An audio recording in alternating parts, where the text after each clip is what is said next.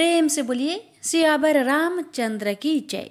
प्यारे भक्तों, आज आप सभी श्रवण करेंगे पौष मास कथा अध्याय 15। इस अध्याय में आप सभी श्रवण करेंगे श्री रामायण कथा केवट का निश्चल प्रेम की कथा। पिछले अध्याय में आप सभी ने सुना था कि सुमंत ने न चाहते हुए भी सहमति दे दी और जैसे ही आधी रात हुई, तीनों मूर्तियां रथ में सवार हुई तो सुमंत ने रथ हाँक दिया। प्रजावासी सोते ही रह गए। अब सुनिए आगे की कथा। प्रजाजनों को तमसा के तट पर सोते हुए छोड़कर जाने में राम को कष्ट तो बहुत हो रहा था, परंतु यह विवशता था। वनवास उन्होंने अपने लिए लिया था, समस्त प्रजा के लिए नहीं। प्रेम का बंधन इतना दृढ़ भी नहीं होना चाहिए कि आवश्यकता पड़ने पर उसकी गांठ ही न खुले। सुमंत ने राजा दशरथ की आज्ञा के अनुसार राम से अपना प्रयोजन कहा तो राम ने नम्र स्वर में प्रस्ताव अस्वीकार कर दिया और कहा, जिस प्रकार सूर्य और चंद्रमा अपनी निर्धारित मर्यादा के साथ पथ पर गति करते हैं, वैसे ही मनुष्य को भी करना चाहिए। निर्धारित निर्णय किसी स्नेह बस बदले नहीं जाने चाहिए। मनुष्य जिस समाज में रहता है वह विभिन्न मतों का समाज है और इसमें व्यक्ति की पहचान उसकी दृढ़ता से ही होती है।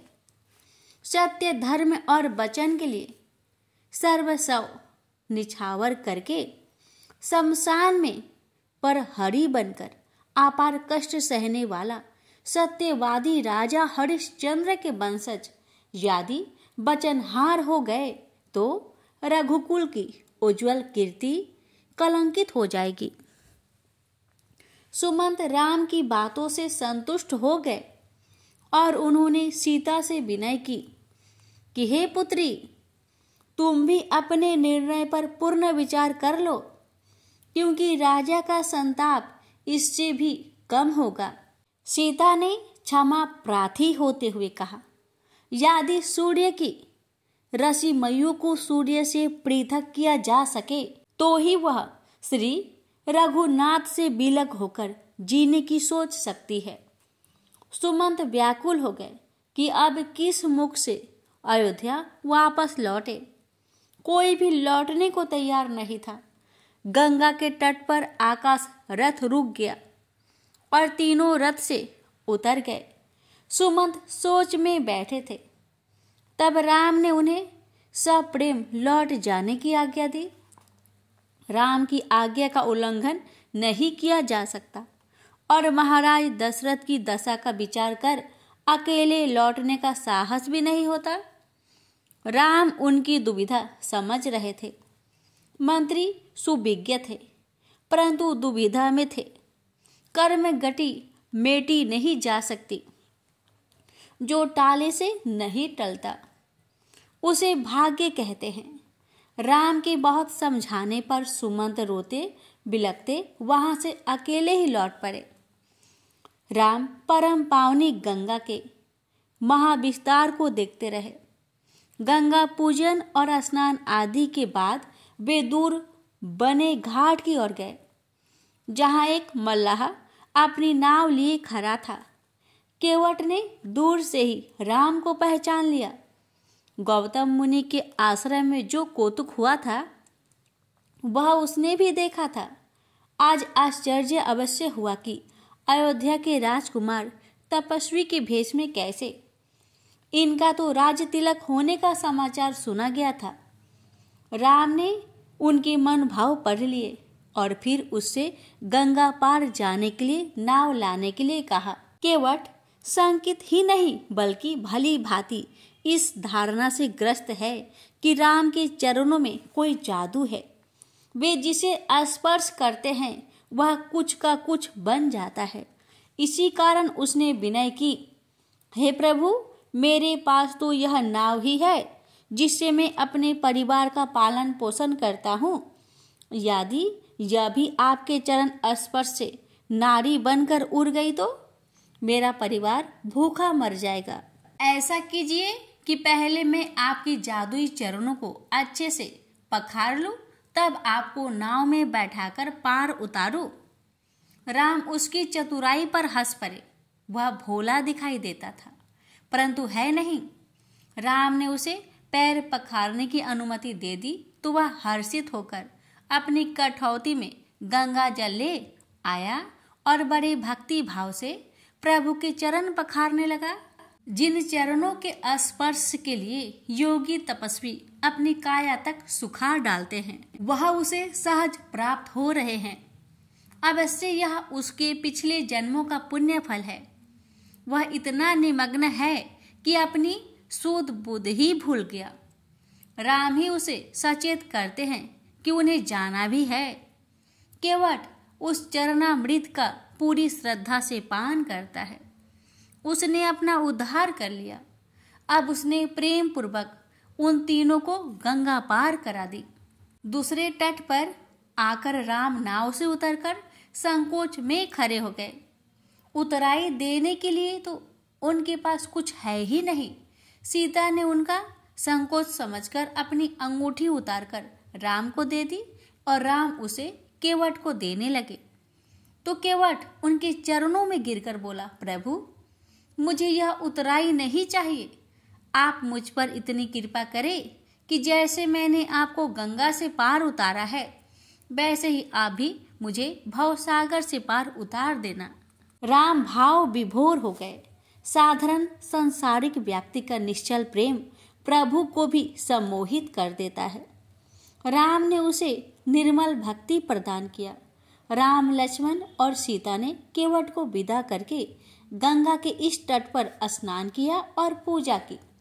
सीता ने भी गंगा जी की स्तुति करते हुए उनसे प्रार्थना की, हे परम पावनी देव नदी, मैं अपने स्वामी और देवर के साथ सकुशल लौटकर पुनः आपकी पूजा करूं, ऐसा वरदान दीजिए। गंगा जी ने साक्षात प्रकट होकर श्री राम को नमन किया और सीता को इच्छित वरदान दिया।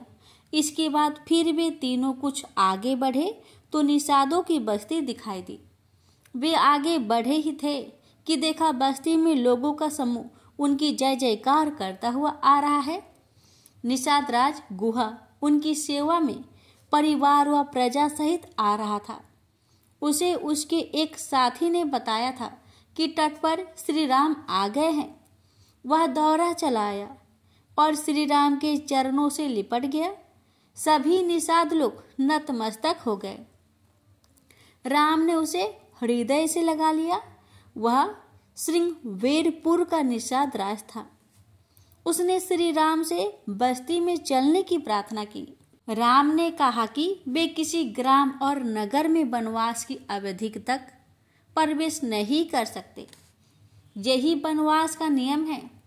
निषाद राज ने वहीं एक वृक्ष की छाव में कुशा और पत्तों के आसन बना दिए और उनकी सेवा में जुट गया। वन जातियों का ऐसा निश्चल प्रेम देखकर सीता जी पुलकित हो उठी। यह आनंद राजमहलों में कहाँ मिलता। राम की भक्ति में डूब उन वनवासियों को यह रात्रि ऐसी प्रतीत हुई जैसे स्वर्ग का आनंद मिल रहा हो। कुछ दिन वहां विश्राम करके राम ने निषाद राज से अनुमति मांगी। निषाद राज भाव विह्वल होकर बोला, हे प्रभु, एक तुच्छ भील से अनुमति मांग रहे हैं, जिनकी अनुमति से ब्रह्मांड गति करता है। राम ने उस मित्र को हृदय से लगा लिया। राम संदेश दे रहे थे कि मनुष्य में जातिगत कोई भेद नहीं है। वे वर्ण व्यवस्था को चेता रहे थे। निषाद राज तो धन्य हो गया। प्रभु ने उसे मित्र स्वीकार किया। वह इस ऋण को कभी न चुका सकेगा। वह चाहता था कि प्रभु अपना वनवास वही व्यतीत करे और उसे सेवा का अवसर दे, परंतु ये तो संभव नहीं था। समीप ही चित्रकूट था, तपोभूमि, ऋषियों की तपोस्थली। राम वही जा रहे थे जिससे कुछ समय तक समागम का लाभ भी मिल सके। निषाद राज श्री राम को विदा करने उनके साथ आया और उनकी प्रजा भी राम दर्शन का मोह सहज नहीं छूटता।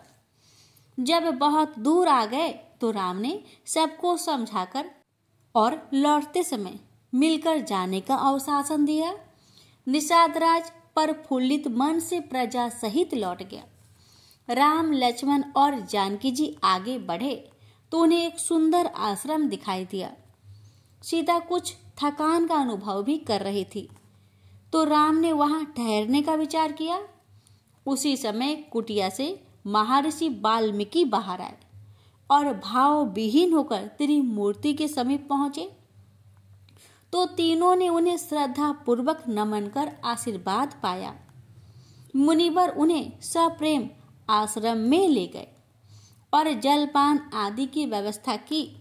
वाल्मीकि जी ने मन ही मन करुणा निधान श्री राम पर बलिहारी है, क्योंकि वे उनके कल्पनाओं के सर्वथा अनुरूप है। मंत्री सुमंत की व्यथा को कौन समझ सकता है। अयोध्या लौटते हुए उनका मन विषाद से भरा हुआ था। उन्हें कुछ भी नहीं सूझ रहा था। जिस प्रकार कोई विवेकशील, वेदज्ञानी, साधु, स्वभाव, सदाचारी धोखे से मदिरा पीकर पछताता है, वैसे ही दशा उनकी थी। राजा को क्या उत्तर देंगे, यह प्रश्न उन्हें मथे डाल रहा था। उन्हें भी लौटना ही नहीं चाहिए था, प्रभु राम के साथ ही रह लेना चाहिए था, परंतु उनके दायित्व इतने थे कि यह संभव ही न था और न राम इसकी अनुमति दे सकते थे। सुमंत का रथ मंथर गति से अयोध्या की ओर बढ़ रहा था। घोड़ों में तनिक भी उत्साह नहीं था। जैसे जैसे नगर समीप आ रहा था, सुमंत की व्याकुलता बढ़ती जा रही थी। मार्ग में लोग मिलने लगे थे और सबका एक ही प्रश्न था, राम क्यों नहीं आए, राम को क्यों नहीं लाए। राजपथ पर आते ही स्थिति ऐसी हो गई कि प्रजाजन रथ से लिपट गए। कोलाहल मच गया। सुमंत रो रहे थे, क्या उत्तर दे। राजमहल में उनके अकेले आने का समाचार पहुंच गया था और रानियां दाहिरे मार कर रो रही थी। सुमंत मौन खड़े रोए जा रहे थे। राजा की दशा अत्यंत गंभीर थी। वे राम के अतिरिक्त कोई और शब्द ही नहीं कहते। जब सुमंत का आना सुना तो महाराज दशरथ तनिक आशा से चैतन्य हुए। राम कहाँ है, मेरा प्रिय लक्ष्मण आ गया, कुलवधू सीता आ गई। सुमंत घुटनों को बल बैठकर रोने लगे। यही उनका उत्तर था। राजा दशरथ के नेत्र पथरा गए। सुमंत बहुविधि से उनको समझाने लगे, परंतु पुत्र मोह ने राजा को ऐसा विवेक शून्य कर दिया कि वे उस वास्तविकता को समझने का प्रयास ही नहीं कर रहे थे। जल बिन मछली की भांति तड़प रहे थे। अंतपुर में रुदन मच गया। राजा के प्राण कंठ में आ गए। संकेत मिलने लगे थे कि पुत्र वियोग राजा दशरथ की मृत्यु का कारण बनेगा। कैकेयी तो जैसे भावहीन हो गई थी। सरस्वती ने उन्हें ऐसी कुबुद्धि से घेर लिया कि वे ना कुछ कह रही थी और ना कुछ सुन रही थी। महारानी कौशल्या का धैर्य अपार था, अंतर व्यथित था, परंतु वे अपना दायित्व समझती थी। उन्हें ही सबको सत्वाना देनी थी। वे महाराज का सिर गोद में लिए नाना प्रकार के दृष्टांतों से उनका मन साधने का प्रयास कर रही थी। राजा को वे बता रही थी कि यदि राजा हरिश्चंद्र ने भी पुत्र वियोग में धर्म छोड़ा होता तो क्या आज रघुकुल की कृति ऐसी उज्जवल होती। यदि वे सत्य को स्वीकार न करते तो क्या आज संसार उनकी कृति का गुणगान करता। राजा सुन रहे थे। कर्म गति को वे भी जानते थे। यह संसार सागर कर्मों से चलता है। जो बोया है वो ही काटना पड़ता है। उन्हें श्रवण कुमार के अंधे माता पिता का श्राप याद आ गया। आज की यह दशा संभवतः उसी श्राप के कारण थी। आज राजा ने अपने उस अपराध को स्वीकार कर रहे थे। राजा दशरथ बहुत समय पहले अपने हाथों से हुए घोर अपराध के सिसकते हुए वर्णन कर रहे थे, जिसके लिए मिले श्राप ने आज अपना प्रभाव दिखाया था। वे उस घटना को साकार देख रहे थे कि बहुत समय पहले वे आखेट करने के लिए वन में गए थे। नदी किनारे के जंगल में किसी नरभक्षी सिंह के होने की सूचना पर वह आखेट अभियान किया गया था। नदी के तट पर से दूर सुरक्षित स्थान पर शिविर था। कई दिनों तक सिंह की खोज में राजा अपने दल के साथ जंगल में प्रवास कर रहे थे। एक सुबह जबकि अभी सभी सोए पड़े थे, राजा को नदी की ओर से ऐसा स्वर सुनाई दिया मानो कोई जानवर पानी पी रहा हो। आखिर दल की कई दिनों की वहां उपस्थिति के कारण कोई साधारण जानवर तो उस क्षेत्र में रहा ही नहीं था। यह अवश्य वही निर्भय सिंह होगा, ऐसा विचार कर राजा ने उस स्वर का संज्ञान लेते हुए शब्द भेदी बाण चला दी। अचूक बाण ने लक्ष्य को भेद दिया था, परंतु उससे किसी आहत जानवर का स्वर न उभरकर किसी मनुष्य की पीड़ा भरी चित्कार गूंजी। राजा सन्न रह गए और बदहवास होकर उस ओर दौड़ पड़े। राजा दशरथ ने वहां जो दृश्य देखा उसने उन्हें कंपित कर दिया। जानवर के धोखे में उनके बाण ने एक तपस्वी कुमार का सीना बेध दिया था। रक्त रंजित वह कुमार पीड़ा से फरफरा रहा था। राजा ने अपराधी भाव से उसके समीप बैठकर क्षमा याचना की और अपनी भूल स्वीकारते हुए उसका परिचय पूछा। घायल युवक ने अपना नाम श्रवण कुमार बताया। वह अपने माता पिता जो कि अंधे थे, उन्हें कंधे पर कांवर में बिठाकर तीर्थ यात्रा पर लाया था। इस क्षेत्र में उन्हें प्यास लगी तो वह उनके लिए पानी लेने वहां आया था। राजा दशरथ श्रवण कुमार की बात सुनकर व्याकुल हो गए। उनकी भूल ने एक अंधे वृद्ध दाम्पति के बुढ़ापे का सहारा छीन लिया था। श्रवण कुमार ने उनसे विनय की कि वे पहले तो उस बाण को निकाले जो उसे अत्यधिक पीड़ा दे रहा था, और फिर जाकर उसके वृद्ध माता पिता को पानी पिलाए।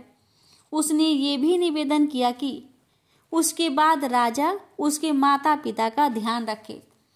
राजा ने श्रवण कुमार के सीने से बांध खींचा तो उसके प्राण पेखरू उड़ गए। राजा का समूचा शरीर कांप उठा। वे ब्रह्म हत्या के दोषी थे। राजा दशरथ ने जल पात्र में जल लिया और वहां पहुंचे जहां अंधे वृद्ध दंपति बैठे अपने पुत्र के लौटने की प्रतीक्षा कर रहे थे। मुंह से शब्द नहीं निकलते, परंतु पदचाप सुनकर वृद्ध दंपति श्रवण श्रवण कहकर विकल हो उठे। कोई उत्तर ना मिलता देख वे शंकित हो गए और आंगतुक से प्रश्न कर बैठे। श्रवण, बेटा श्रवण। श्रवण कुमार जल्दी आए। वृद्ध दंपति ने जैसे एक साथ पुकार कर पूछा, आप जल पीजिए। श्रवण आता ही होगा, राजा दशरथ ने कहा। आ जाएगा। वह कहाँ है और तुम कौन हो? हम श्रवण के बिना जल ना पिएंगे। मेरा नाम दशरथ है और मैं अयोध्या का राजा हूँ। हमारा पुत्र कहाँ है महाराज? हमें सत्य कहो। राजा ने रोते हुए अपना अपराध स्वीकार कर लिया। अपने पुत्र श्रवण कुमार के प्राणनाथ की बात सुन अंधे दाम्पति भूमि पर सिर पटक कर रोने लगे। अरे निर्दयी, यह तूने क्या किया? दो अंधे और बूढ़े लोगों के जीवन का एकमात्र सहारा छीन लिया। अरे तेरे आखेट की लिप्सा ने हमें जीते जी ही मार दिया। ईश्वर तुझे इसका दंड अवश्य देगा। आज हम बूढ़े अंधे जिस प्रकार पुत्र वियोग में तड़प कर प्राण त्याग रहे हैं, वैसे ही तुझे भी एक दिन अपने प्राण त्यागने होंगे। यह हमारा श्राप है। राजा दशरथ स्तंभित हो गए थे। उनकी आंखों के समक्ष उन बूढ़े ने प्राण त्याग दिए। राजा दशरथ आज श्रवण कुमार के माता पिता के श्राप के कारण पुत्र वियोग में तड़प रहे थे। यह कैसी विडंबना थी कि उनके 4 पुत्र थे और जब अंत समय आया तो एक भी उनके पास नहीं था। आज श्रवण कुमार की हत्या का अपराध बोध उस दिन से भी कई गुना भारी हो गया जिस दिन उनसे यह अपराध हुआ था। वह स्मृति अब मृत्यु दूत बनकर नेत्रों के समक्ष जीवंत हो उठी है। नेत्रहीन दाम्पति का सिर पटक पटक कर प्राण त्याग देना, आज उस पीड़ा का अनुभव ऐसे हो रहा था कि हृदय फटा जा रहा था। और राम राम मेरे राम प्यारे राम हे राम कहते कहते उनके प्राण पेखरू उड़ गए। प्रेम से बोलिए सियावर रामचंद्र की जय। भक्तों, अब आगे की कथा अगले अध्याय में श्रवण करेंगे।